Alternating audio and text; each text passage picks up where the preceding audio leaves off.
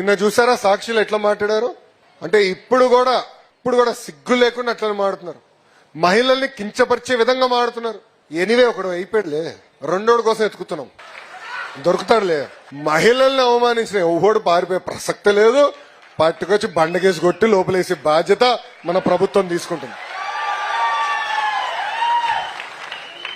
ఒక బ్రోకర్ ఉన్నాడు అక్కడ, వాడి పేరు నాకన్నా మీకే బాగా తెలుసు. ఆ బ్రోకర్ గారు ఈ రోజు లేచి మాడుతాడా మహిళలు కించపరిచేదంగా? ఉంటుందిరావే, ఎక్కడ పోతారు?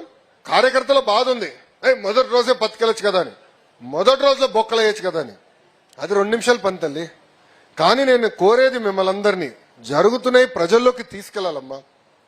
ఎట్లా అడుగడుగున మహిళలను అవమానిస్తూనే ఉన్నారు.